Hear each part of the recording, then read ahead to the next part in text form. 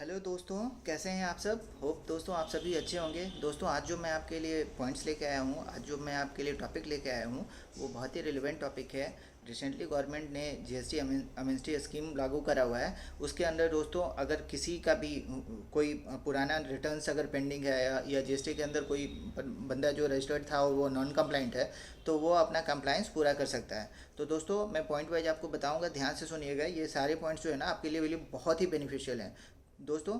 First point जो है वो GSTR 4 से रिलेटेड है। GSTR 4 आपको पता ही है दोस्तों कि उन लोगों के लिए अप्लीकेबल था जो जिन्होंने अपना कंपोजिशन स्कीम सेलेक्ट करा हुआ था। मींस दोस्तों जिनके लिए एनुअल रिटर्न या क्वार्टरली रिटर्न का रिक्वायरमेंट था। दोस्तों जीएसटी अप्लीकेबल हुआ था वो जुलाई 2017 से हुआ था। जुलाई 2017 से लेकर मार्च 2019 तक जिन लोगों ने भी कंपोजिशन स्कीम सेलेक्ट करा हुआ था उसके लिए क्वार्टरली रिटर्न फाइल करने का रिक्वायरमेंट था। उसके बाद इसको एनुअल कर दिया गया था दोस्तों। तो अगर दोस्तों किसी ने भी जो भी बंदा कंपोजिशन स्कीम के अंदर सेलेक्ट करा हुआ था और उन्होंने अपना रिटर्न नहीं फाइल करा था, तो वो दोस्तों अपना रिटर्न फाइल कर सकते हैं। 500 रुपये, 500 रुपीज़ पर रिटर्न्स का पेनल्टी उनको लगेगा। अगर वो उनका जीएसटी के अंडर जो है वो आपका टर्नओवर है, तो अगर वो नील रिटर्न फाइल करना चाहते हैं दोस्तों तो उनको बिना किसी पेनल्टी का वो अपना सारा रिटर्न जो है till date up to date करा सकते हैं। उनको किसी भी तरीके का कोई पेनल्टी नहीं लगेगा। दोस्तों सेकंड पॉइंट जो मैं लेके आया हूँ, मतलब जो गवर्नमेंट ने जीएसटी एमएसटी की स्कीम के अंदर लेके आया है, वो दोस्तों रिवोकेशन ऑफ कैंसल्ड रजिस्ट्रेशन के अंडर है दोस्तों। तो मीन्स अगर दोस्तों आपका कोई रजिस्ट्रेशन था जो कैंसिल हो गया था या डिपार्टमेंट ने आपका रजिस्ट्रेशन कैंसिल कर दिया था किसी भी कारणवश, और आपने उसके अगेंस्ट अपील फाइल करी थी या अपील नहीं फाइल करा था, और वो जो टाइम लिमिट था अपील फाइल करने का या रिवोकेशन फाइल करने का, वो टाइम लिमिट अगर एक्सपायर हो गया था दोस्तों, तो वो भी आप 1 अप्रैल 2023 से लेकर 30 जून 2023 के बीच में अप्लीकेशन फाइल करके वो आप रिवोक करा सकते हो दोस्तों। दोस्तों थर्ड जो पॉइंट है वो आधार ऑथेंटिकेशन से रिलेटेड है। दोस्तों अगर आप अपना जीएसटी का रजिस्ट्रेशन कराना चाह रहे हैं और जीएसटी का रजिस्ट्रेशन कराते समय आपने आधार ऑथेंटिकेशन वाला पॉइंट सेलेक्ट करा हुआ है, मींस आप अपना जो ऑथेंटिकेशन जीएसटी का एप्लीकेशन जो ऑथेंटिकेट करना चाहते हैं वो आधार ऑथेंटिकेशन के थ्रू करना चाहते हैं, तो उस केस में दोस्तों क्या होगा कि डेट ऑफ एप्लीकेशन जो आपका एज्यूम किया जाएगा दोस्तों, वो डेट ऑफ आधार ऑथेंटिकेशन जो है वो एज्यूम किया जाएगा। दोस्तों नेक्स्ट पॉइंट जो है वो असेसमेंट ऑर्डर से रिलेटेड है। मींस अगर किसी जीएसटी ऑफिशियल ने आपको ऑर्डर इशू करा है जिसमें आपने कोई पुराना रिटर्न आपका छूट गया था जो आपने फाइल नहीं करा था उसके लिए ऑर्डर इशू करा है, तो दोस्तों आप जो है वो इस टाइम फ्रेम के अंदर जो 1 अप्रैल 2023 से लेकर 30 जून 2023 के बीच में जो है वो आप अपना जो है रिटर्न्स जो है वो अप टू डेट कर सकते हैं। विद जो आपका इंटरेस्ट और पेनल्टी जो लगेगा वो दे के आप अपना जो है रिटर्न फाइल कर सकते हैं दोस्तों। दोस्तों नेक्स्ट जो पॉइंट है वो पॉइंट है बहुत ही रिलेवेंट पॉइंट है और मोस्टली लोगों के लिए ये पॉइंट अप्लीकेबल्स भी है दोस्तों। GSTR 9 से रिलेटेड। GST 9 आपको पता ही है दोस्तों एनुअल रिटर्न होता है। तो GSTR 9 में दोस्तों अगर किसी ने का भी financial year 17-18 onwards, FY 17-18 till FY 21-22 तक का अगर कोई भी रिटर्न अगर पेंडिंग है दोस्तों, अगर उनका रिटर्न फाइल नहीं हो पाया है GSTR 9, तो वो अपना रिटर्न फाइल कर सकते हैं। उनको जो मैक्सिमम पेनल्टी लगेगा वो 20,000 का पेनल्टी लगेगा। Means 10,000 under CGST and 10,000 under SGST।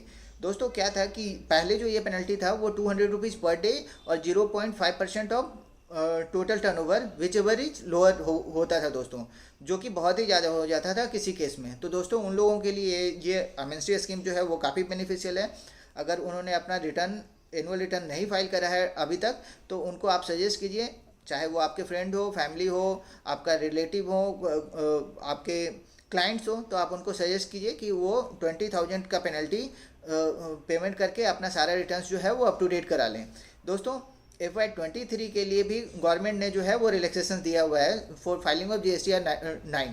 दोस्तों इसमें ये है कि अगर आपका कोई क्लाइंट है या आपके कोई फ्रेंड है जिनका टर्नओवर जो है वो 5 करोड़ तक का है, तो उस केस में उनका जो पेनल्टी लगेगा दोस्तों वो 50 रुपीज़ पर डे और 0.04% of total turnover which ever is lower होगा दोस्तों। अगर उनका टर्नओवर जो है वो 5 करोड़ से लेकर 20 करोड़ के बीच का है, तो उनके लिए 100 रुपीज़ पर डे और 0.04% of total turnover which ever is lower.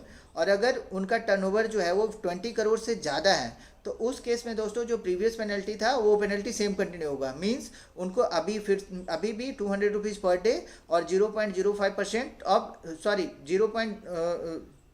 0.50% जो है वो टोटल टर्नओवर का जो है वो उनको पेनल्टी देना पड़ेगा दोस्तों।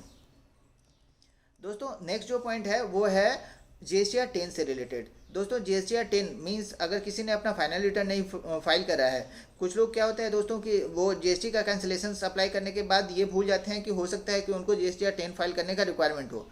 तो क्या होता है दोस्तों कि जीएसटीआर 10 अगर किसी ने नहीं फाइल करा है तो उनके लिए भी गवर्नमेंट ये स्कीम लेके आई है कि आप 1000 रुपीज़ का पेनल्टी देके 30 जून 2023 से पहले आप अपना जीएसटीआर 10 फाइल कर सकते हो। दोस्तों गवर्नमेंट ने कुछ स्कीम्स तो एसएससी के लिए मींस रजिस्टर्ड पर्सन के लिए लेके आया है, कुछ स्कीम्स डिपार्टमेंट के बेनिफिट्स के लिए भी लेके आया है। मींस ये है दोस्तों कि डिपार्टमेंट जो है अगर उसने अभी सेक्शन 73 का ऑर्डर इशू नहीं करा है तो वो फाइनेंशियल ईयर 17-18 का जो ऑर्डर है वो टिल 31 दिसंबर 2023 तक ऑर्डर कर सकता है। फाइनेंशियल ईयर 18-19 का ऑर्डर जो है वो 31 मार्च 2024 तक कर सकता है और फाइनेंशियल ईयर 19-20 के लिए जो है वो 30 जून 2024 तक कर सकता है। तो दोस्तों ये जो था वो ओवरऑल जीएसटी एमएसटी स्कीम का क्रक्स था दोस्तों। मैं आशा करता हूँ आप लोगों को अच्छा लगा होगा। और दोस्तों अगर आपको ये अच्छा लगा है तो प्लीज़ आप इसको लाइक सब्सक्राइब जरूर करें दोस्तों। मैं वैसे ही ऐसे ही आपके लिए मल्टीपल टॉपिक्स लेके आता रहूँगा जो आपके लिए काफ़ी बेनिफिशियल होगा। आप ध्यान से देखेंगे, ध्यान से सुनेंगे, आपके लिए काफ़ी बेनिफिट होगा दोस्तों। धन्यवाद, थैंक यू।